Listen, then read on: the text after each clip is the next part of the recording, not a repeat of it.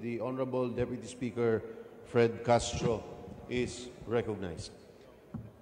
Thank you to the Chairman of the House Committee on Justice. Thank you, Mr. Speaker. May I proceed, Mr. Speaker? Please.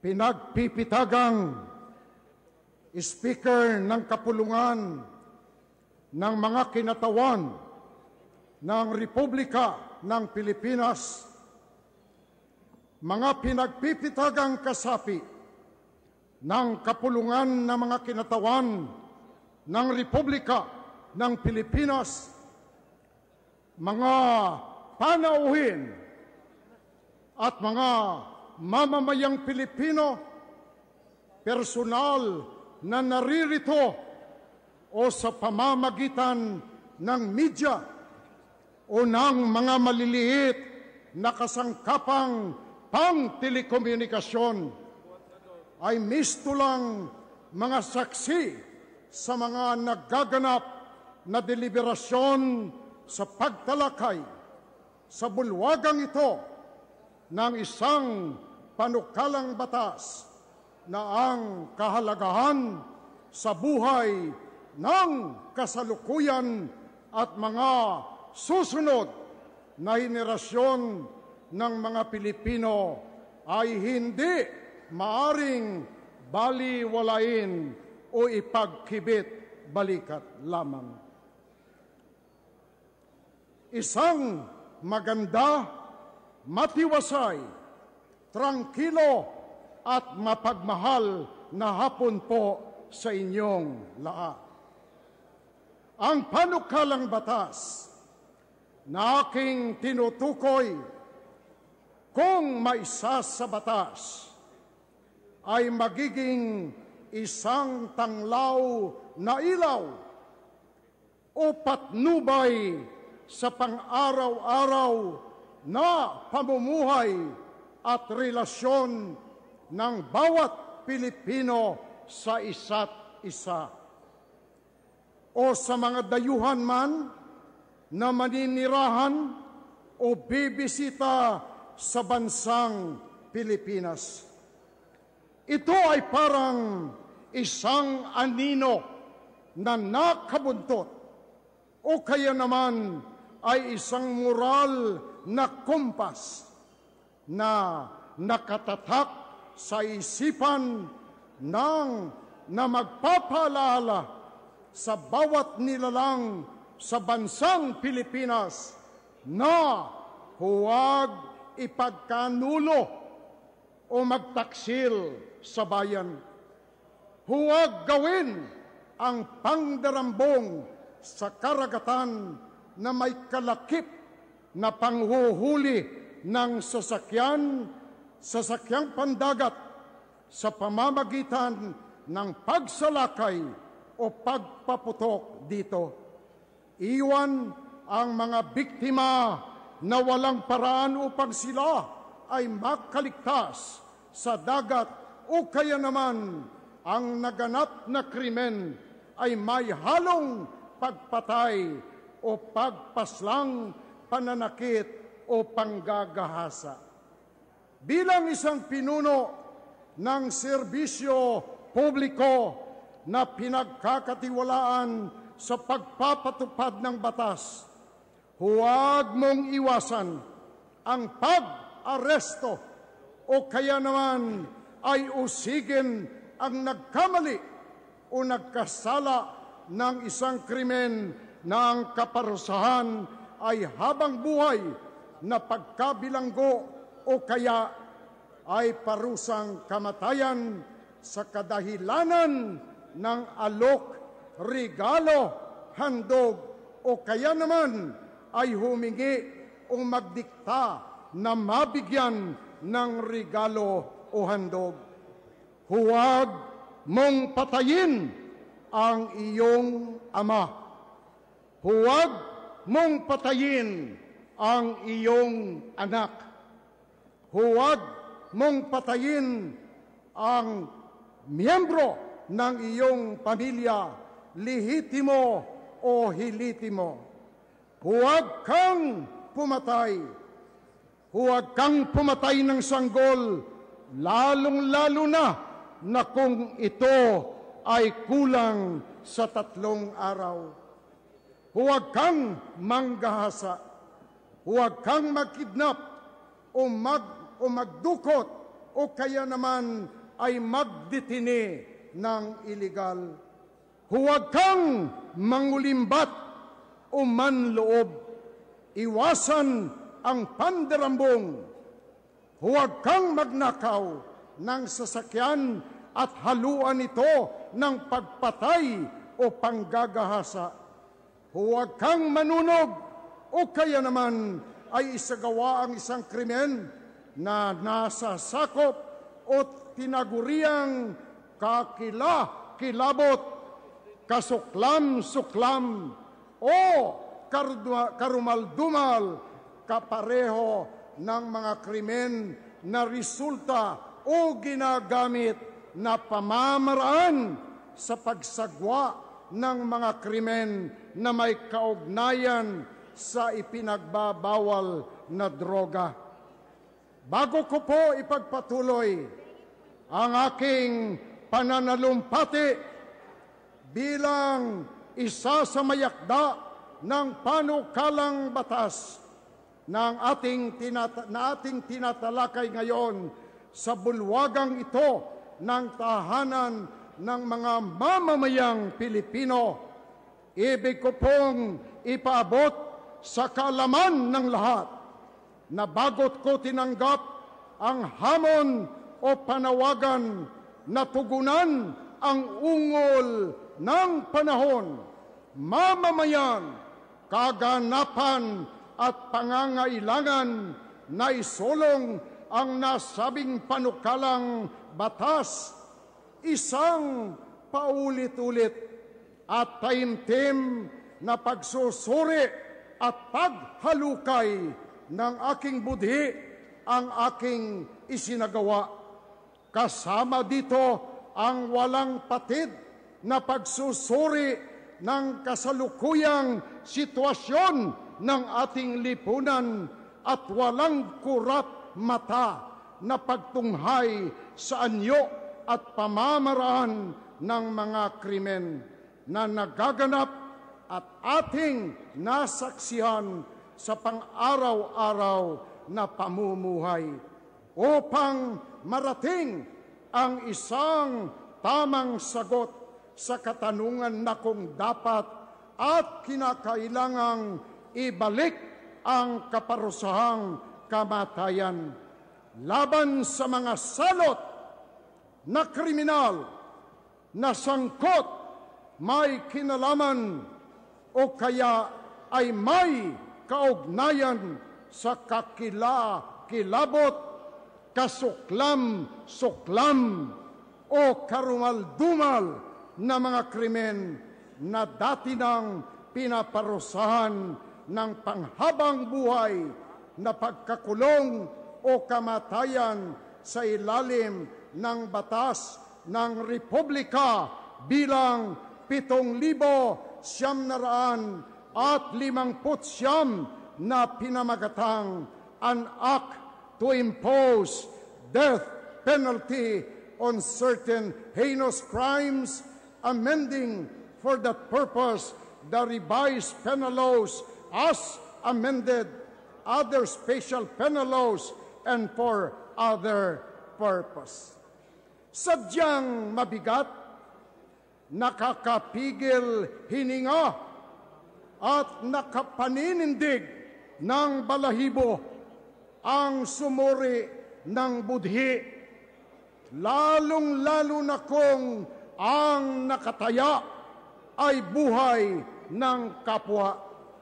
Sapagkat katulad ng mga kinatawan ng kapulungang ito, ako ay naniniwala na ang buhay ng tao ay dapat iniyayaman, pinapahalagahan, pinakakaingatan at minamahal, sapagkat ito ay banal sa batas ng tao at banal sa batas ng ating may kapal.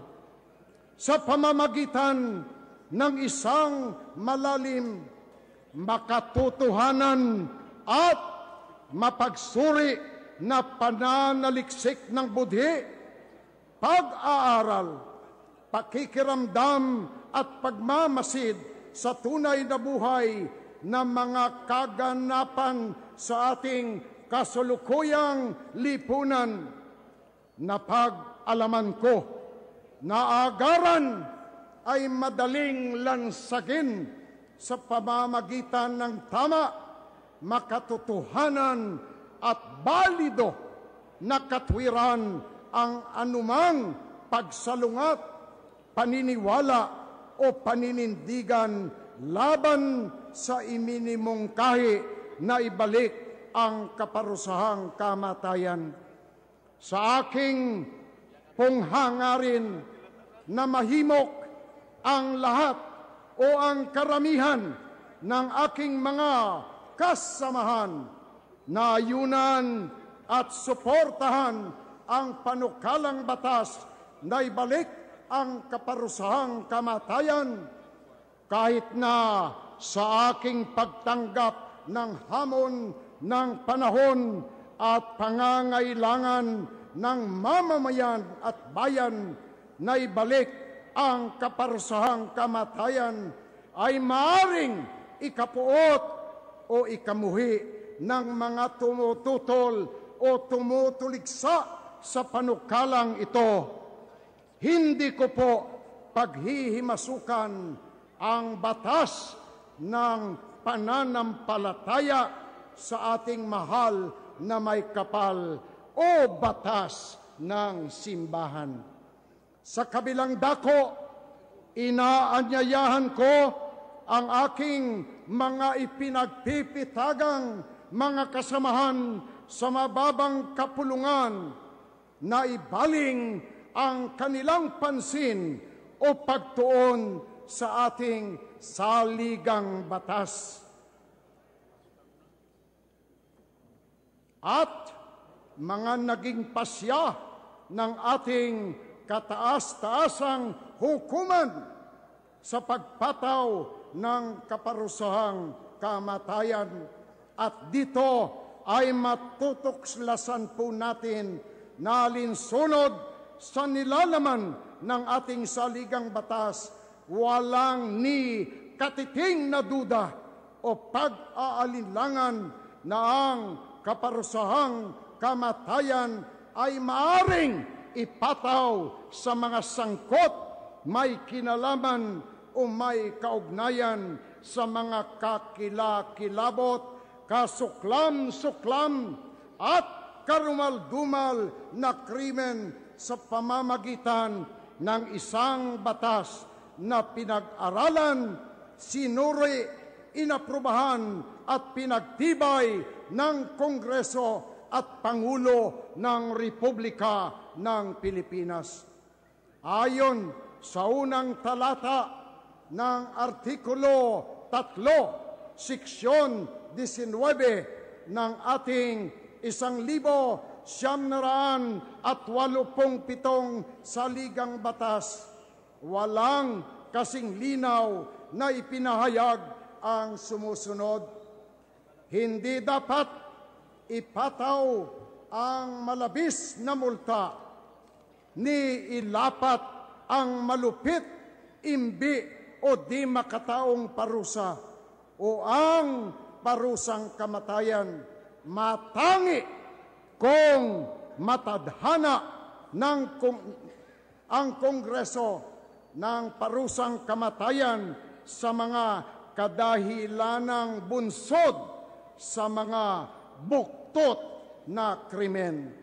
Ang nasabing kapangyarihan na itinadhana o ginagawad ng ating saligang batas sa Kongreso ng Republika ng Pilipinas ay siyang naging batayan upang ang parusang kamatayan ay maipataw sa mga kriminal na sangkot, may kinalaman at may kaugnayan sa mga buktot na krimen ng isabatas, ang batas bilang 7,659 noong Disyembre 1993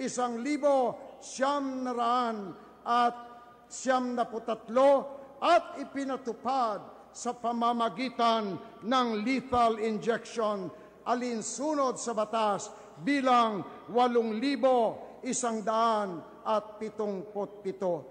Subalit noong Hunyo 24, 2006, ang kaparusahang kamatayan ay ipinagbawal sa ilalim ng batas bilang 9,034,6.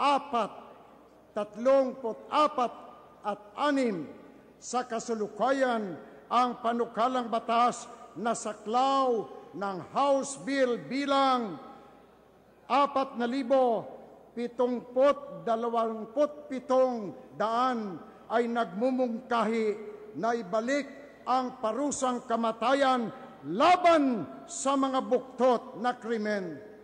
Ang pagbabalik ng kaparusang kamatayan ay hindi kalaban ng bayan o taong bayan. Sa kabilang dako, ito ay kalaban ng mga salarin na walang takot, awa o budhi na isaganap ang karumaldumal, kasuklam-suklam at kakilakilabot na mga krimen laban sa bayan at mamamayan. Ang panukalang batas na ibalik ang kaparusahang kamatayan ay laban sa mga krimen na matindi, nakakamuhi o kaya naman ay nakakapuot. Ang panukalang batas, kung may sa batas, ay isang kalasag ng mamamayan at Estado laban sa krimen ng mga kriminal upang maidepensa o maipagtanggol ang mamamayan sa mga karumaldumal, kakilakilabot at kasuklam-suklam na krimen. Ang panukalang batas ay hindi kalaban ng buhay. Ang panukalang batas ay tagapagtanggol ng buhay, buhay man ng inosente o salarin. Ang panukalang batas ay sa maikling pulong ay isang sandatang bulos na maaring itarak sa pinakapuso ng mga buktot na krimen at kriminal upang maipagtanggol ang pamahalaan, Estado at taong bayan laban sa krimen, laban sa pambansang seguridad, krimen laban sa tao, krimen laban sa personal na kalayaan at seguridad, krimen laban sa ari-arian, krimen na may kinalaman sa opium at ibang pinagbabawal na gamot, krimen na may kinalaman sa pandarambong, krimen na may kinalaman sa pagnanakaw ng sasakyan na may kalakip na panggagahasa o pagpatay, at krimen na may kinalaman sa pagtatanim ng ebidensya ng mga tiwaling opisyal o alagad ng batas na pinagkakatiwalaan sa pagpapatupad ng batas laban sa mga inosente at walang kinalaman o kaugnayan o pagkasangkot sa ilang uri ng krimen na may kaugnayan sa ipinagbabawal na gamot. Sa pagkakataong ito, ibaling po natin ang ating paningin sa mga nangyayari at nasasaksiyan sa pang-araw-araw nating pamumuhay. Walang duda, atin pong madidiskubre at mapagwawari-wari ng mga krimen na nangyayari sa ating lipunan ay di dapat ipagwalang bahala o kaya naman ay ipagkibit balikat lamang sa mga panahong ito ang mga krimen na napapaloob sa panukalang batas na dapat hatulan ng parusang kamatayan ay hindi na katulad sa mga naunang katulad o kasing uri na krimen na ang kaparusahan ay kamatayan. Ang mga krimen na tinaguriang buktot sapagkat ang mga ito ay kakilakilabot, kasuklam-suklam at karumaldumal na isinakatuparan sa ating kapanahunan ay naging mas malupit, mas nakagigimbal, mas kahindik-hindik at mas nakakasuka sa anyo, kalupitan, resulta at pamamaraan. Ang mga krimen na ito ay mistulang gawa ng isang nagpapasasa, mabangis at walang awa na halimaw na walang pagsasaalang-alang sa pangkaraniwang sukatan ng moralidad, panuntunan at kaangkupan ng isang sibilisadong lipunan. Nang tanggapin ko ang hamon ng mamamayan at bayan na isulong ang panukalang batas na ating tinatalakay, hindi ko po binalak na hamakin o kaya naman ay maliitin ang lakas, kakayahan, talino at kagitingan ng mga tumututol na maisabatas ang panukalang batas na maibalik ang kaparusahang kamatayan. Sa kabilang dako, kinikilala at iginagalang ko ang kadilang matatag at walang puknat na pagpapahayag ng kanilang pagtutol. Anuman ang dahilan ng kanilang pagtutol, personal man o paninindigan ng kalipunan o kaya naman ay sa kadahilanan na hindi nila maarok ang kasalukuyang pangangailangan ng bayan o ang kanilang damdamin ay mistulang manhid sa katotohanan at panawagan ng panahon at mamamayan. Anuman ang basihan ng kanilang pagsalungat, patuloy kong igagalang at dadakilain ang kanilang prinsipyo at paninindigan.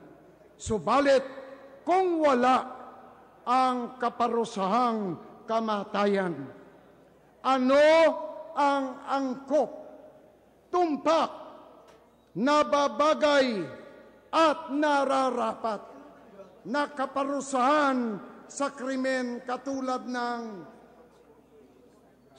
sa isang ama na pumatay sa kanyang anak sa pamamagitan ng pagpasabog ng kanyang ulo dahil lamang sa mapagmahal na pagpuna ng biktimang anak, kapareho ng pagpatay ni Amadilio Custodio na taga Lipas City sa kanyang anak na si Dennis Custodio noong Mayo 26, taong 2006 sa kadahilanang pinuna lamang ng anak ang kanyang paglalasing. Sa isang may asawang babae, kasabwat ang kanyang kalaguyo na nagplano at isinakatuparan ang pagpatay sa kanyang asawa.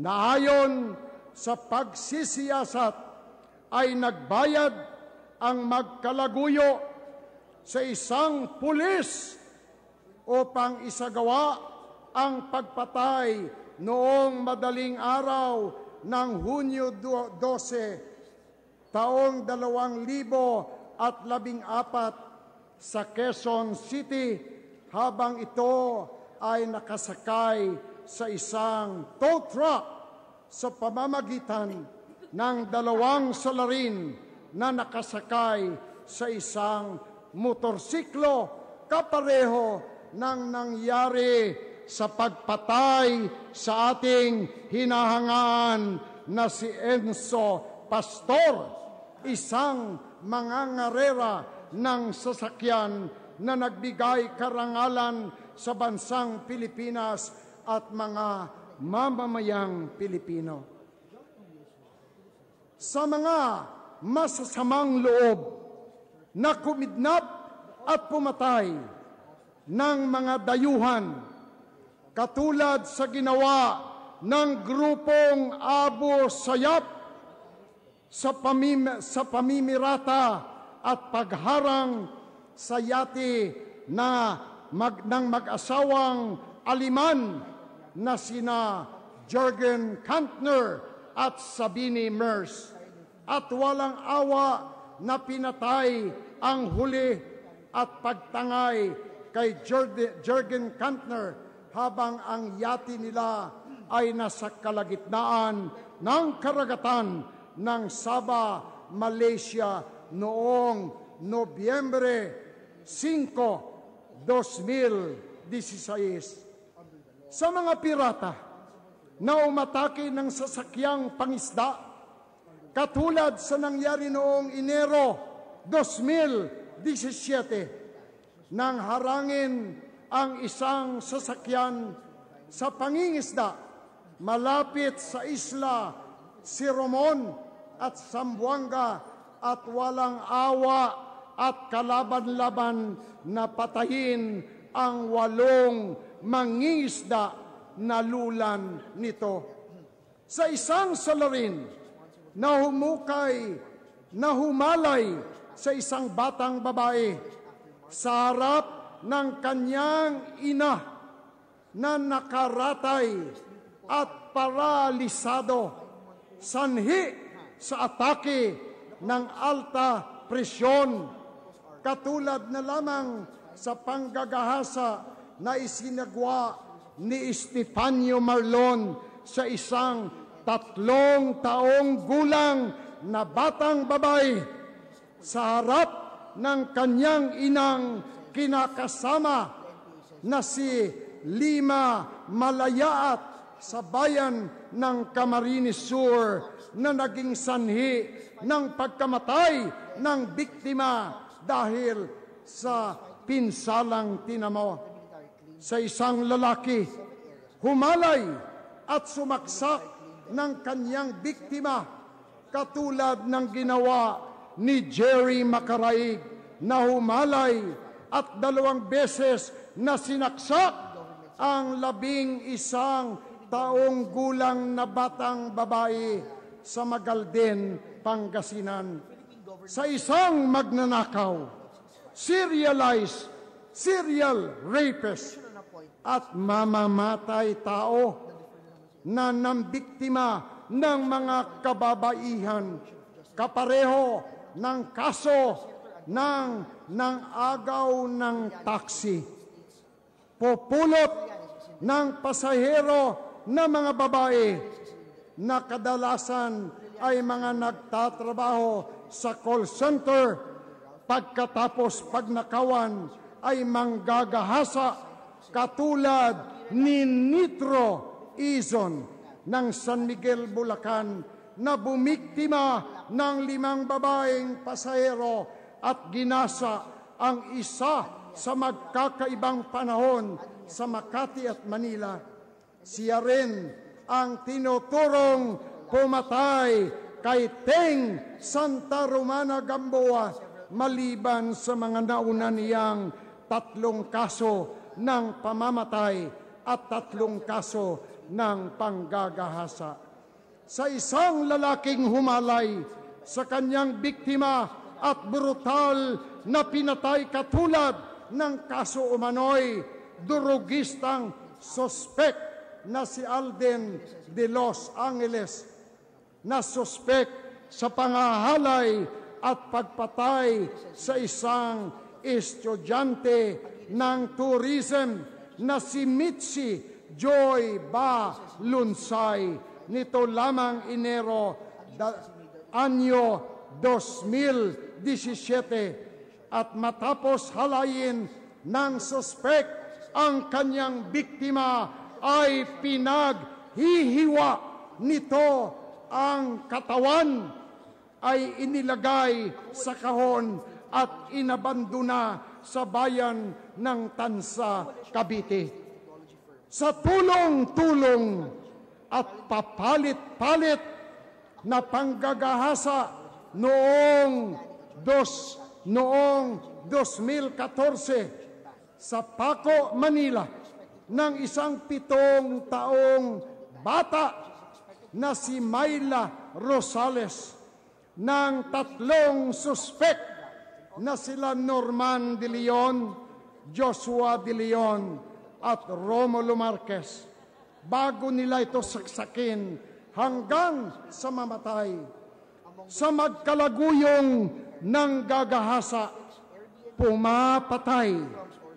Pagkatapos pahirapan ang mga biktimang kabataang babae na habang kinukunan nila ang mga ito ng video at upang ipagbili sa mga pedophilia sa buong mundo, katulad ng kaso ni Peter Scully na tubong Melbourne, Australia, na nahuli noong Pebrero 20 at taong 2015 sa Malaybalay City, at ng kanyang kalaguyo na si Lisil Castanya Margallo na nahuli nitong Enero taong 2017 sa isla ng Malapascua, Cebu. At ayon sa pagsisiyasat ng ating kapulisan sa mga video na nasamsam bilang ebidensya, ang isa sa mga biktima ng magkalaguyo ay isang bata na ibinitin ng patiwarik habang ginagahasa at pinahihirapan. May isa rin silang biktima, 18 taong gulang pa lamang, na paulit-ulit nilang sininturon, pinatakan ng pulo ng kandila ang kanyang pribadong ari, at iba pang mga biktima na ginahasa, pinahirapan at pinaghukay ng sarili nilang mga libingan sa harap ng kamera.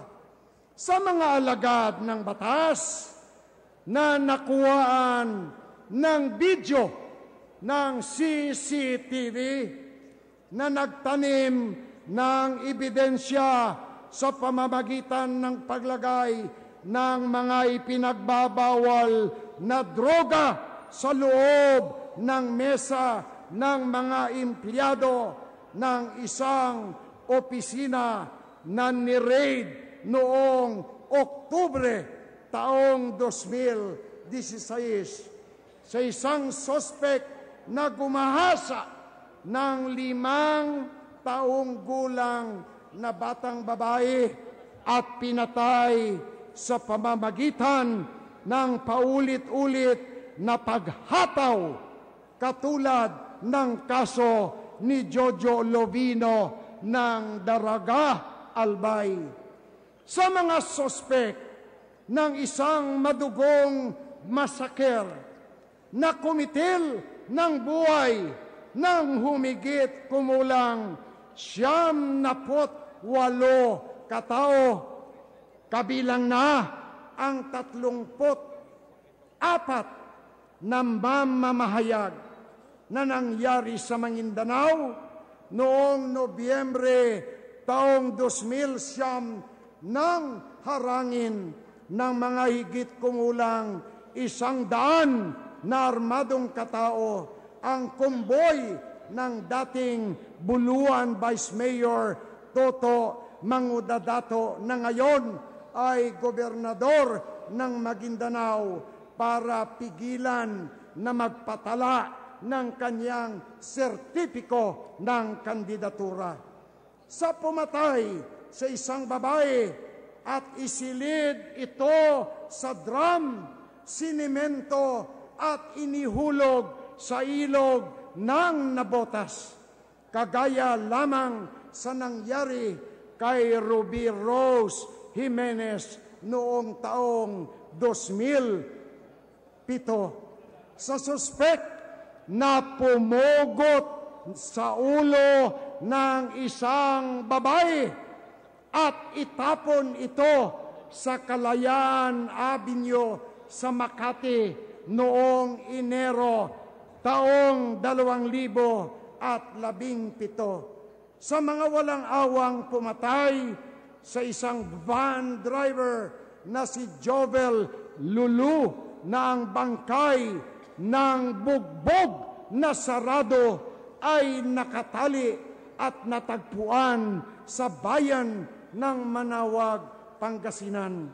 Sa mga 4 na sospek na pumatay ng isang seaman na si Arnes John Agbayani, nang ito ay mawala, tinangay ang kabibiling Subaru Forester at ayon sa pagsisiyasat ay pinaslang ng mga suspek na sina Christopher Kylie, Ernie Ariston, Jimena Paulo Hernandez at Roquino Ornagap Jr. sa Tagaytay City. Sa pumatay kay Teresa Tianyo na binaril nang lumabas sa kanyang Hyundai Accent ng suspect na si Rolando Talban na isang miyembro ng Dominguez Carnap Group at di pa nasiyahan bilang paniniguro na ang biktima ay patay na binaril uli ito sa liig. Sa mga suspect na nagbibenta ng mga ipinagbabawal na gamot katulad ng ecstasy na ang buhay at pag-iisip ng gumagamit ay maaaring sirain at may street value na 3 milyong piso katulad lamang sa kaso ni DJ Karen Bordador at kanyang kasintahan na si Emilio Lim na nahuli sa isang bypass operation sa Pasig City noong Agosto 12, taong 2016. Sa 3 banyaga na sina Pau Humanivan, Chan Kawai at Russian Kerdosyakin Yuri na pumuslit ng cocaine na nagkakahalaga ng 130 milyong piso na maaring sumira ng isip, kinabukasan at buhay ng 100,000 Pilipino. Sa mga suspek na gumawa ng ipinagbabawal na gamot, kapareho na mga suspek ng mga mamamayang Chino na sila Louis Wang, Philip Chang, Wang Shishu, Alvin Wang at isang babaeng nagpakilala na pangalan Susan na hulihan ng 2 milyong halagang shabu at 4 na milyong halaga ng mga kasangkapan at kagamitan sa paggawa ng shabu na maaring sirain ang buhay, isipan at kinabukasan ng milyong Pilipino. Sa mga nagtanim ng marijuana, katulad na lamang sa nadiskubring 3 taniman ng marijuana na may halaga na 11 milyong piso sa Ilocos Sur at Benguet noong taon 2012. O di kaya naman yung nadiskobring taniman ng marijuana na may nasasakupang 11 hektarya ang laki sa Mount Churmanchil, Tinglayan, Kalinga na nagkakahalaga ng 2.2 bilyong piso na maaring sirain ang buhay, isipan at kinabukasan ng milyong Pilipino. Sa mga suspek na pumatay sa isang 18 taong gulang na estudyante ng arkitektura na si Nick Russell Unyot na pagkatapos agawan ng bag ay pinagsasaksak ng suspect na sila Reynold Clave at Marvin Bernardo ng 18 beses noong Oktubre 14, taong 2016 sa Taguig City o sa isang kaparehong pangyayari sa Baguio kung saan pinagsasaksak naman ng di kilalang suspect ang isang estudyante ng 40 beses hanggang ito ay mamatay. Sa isang itinapon ng kanyang ina, isang bata na ang edad ay 3 araw pa lamang sa isang sapa sa Barangay Upaw, Mandawi City noong taon 2015. Sa mga mahuhuling suspect na pumatay, naglibing at itinago ang mga bangkay ng pinaslang sa dingding na konkreto ng abandonadong bahay na malapit sa Islamic Center ng Quiapo na nadiskubre noong Enero taong 2017. Sa mga tiwaling alagad ng batas na nagtanim ng mga ipinagbabawal na gamot, katulad sa nangyari sa Australianong si Damien Berg na umano'y nagbibenta ng ecstasy sa kapwa nito dayuhan na si Jeremy Eaton ng Canada noong Hunyo 20, taong 2016 sa Makati City. Subalit napawalang sala dahil napatunayan na siya ay tinamnan lamang ng ebidensya base sa CCTV. Ang nangyari kay Damien Berg ay maaari ring mangyari sa mga inosenteng nilalang na maaring mahatulan ng habang buhay na pagkabilanggo o kamatayan o kahit anumang kaparusahan sa kasalanang hindi nila alam at walang kaugnayan. Sa buktot at karumal-dumal na gawain ng mga alagad ng batas na pagkatapos abusuhin at gamitin bilang pamamaraan ang kampanya ng pamahalaan laban sa ipinagbabawal na gamot upang kikilan o kaya ay kotongan ng pera, dukutin o iditini sa opisina ng ahensya ng kinikilalang tagapagtanggol ng mamamayan o kahit sino man sa ating bansa. Patayin at ang kanyang abo ay ipinaanod sa tubig ng palikuran upang hindi madiskubre ang krimen, kapareho ng biktimang Koreanong mamumuhunan na si G. ikdyo na ang pangarap ay tumanda, magretiro sa Pilipinas dahil ang bansang ito ay napamahal na sa kanya upang siya ay makatulong sa mga mahihirap na kabataan na nangyari sa lungsod ng Angeles hanggang sa Campo Crame sa Quezon City.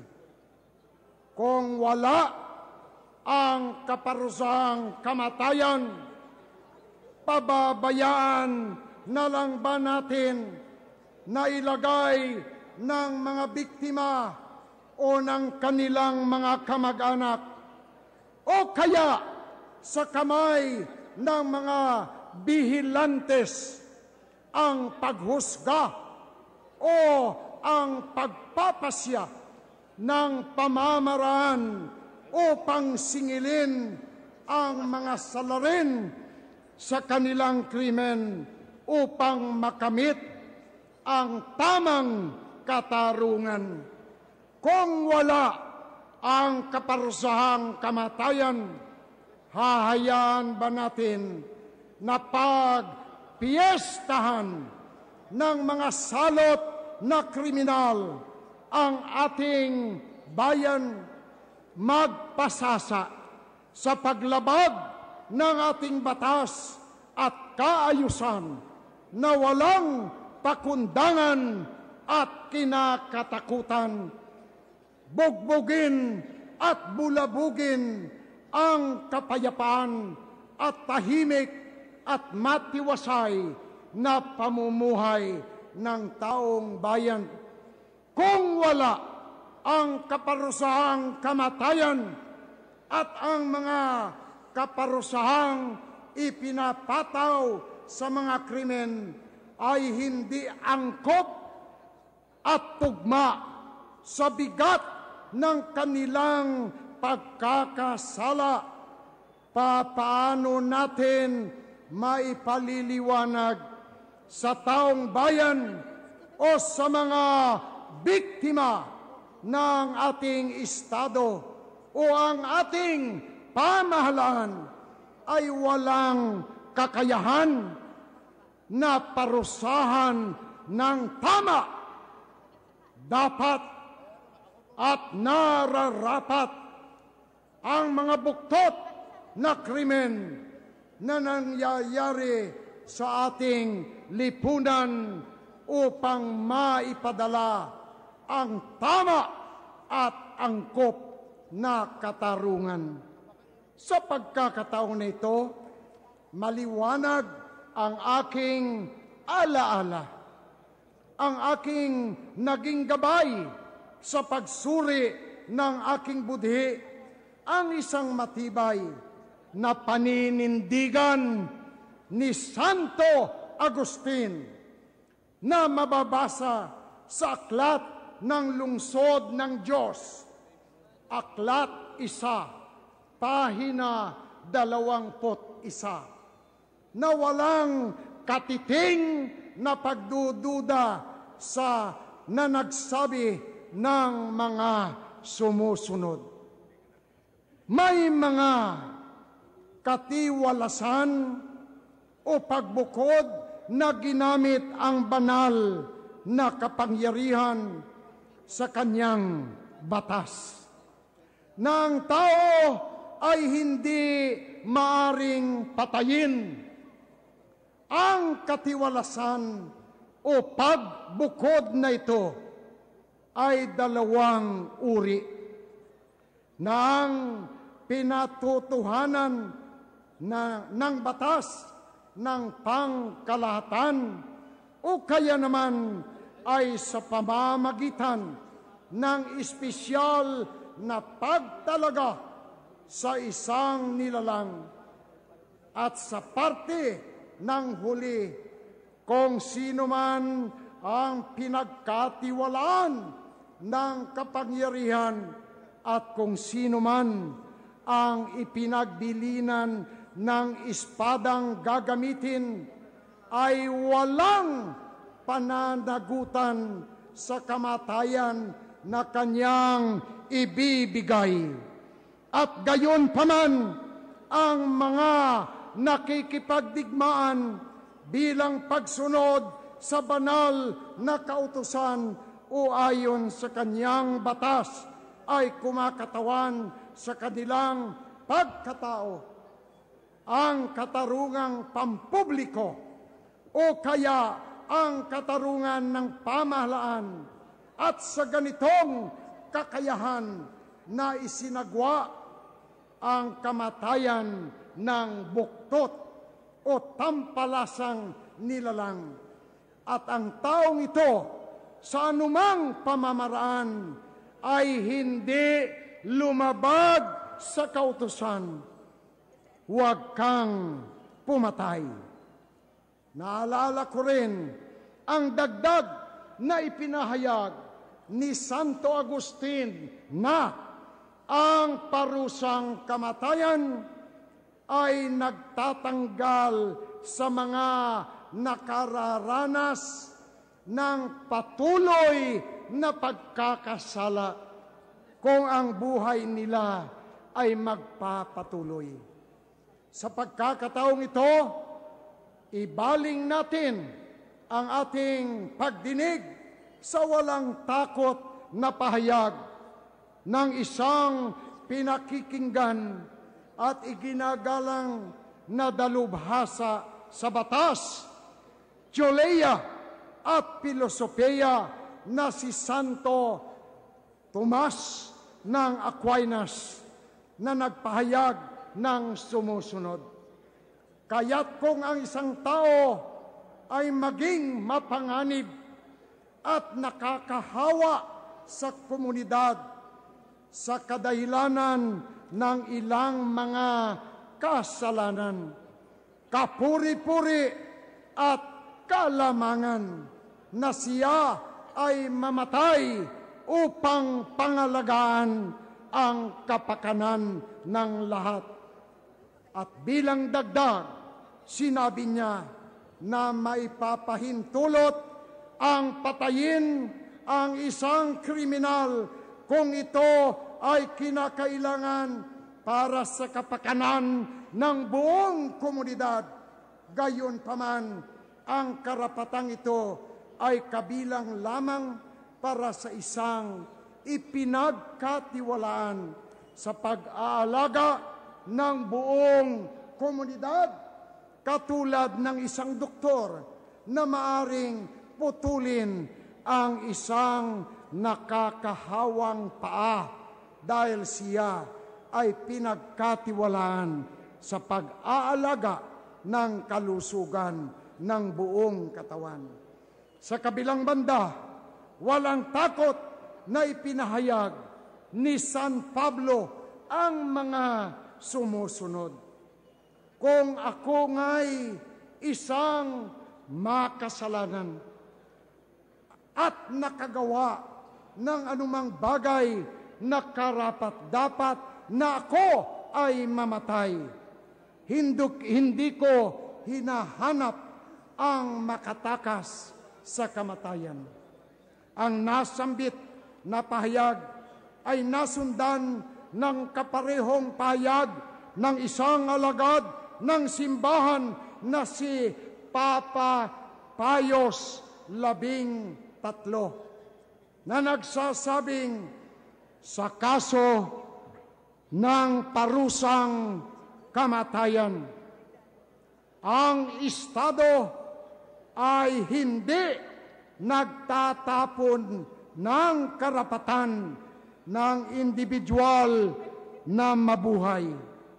Sa halip, ang publikong kapangyarihan limitado sa pagtanggal ng buhay ng nagkasala upang pagbayaran ang kanyang kasalanan pagkatapos na sa pamamagitan ng krimen ay pinagkaitan niya ang kanyang sarili ng karapatang mabuhay.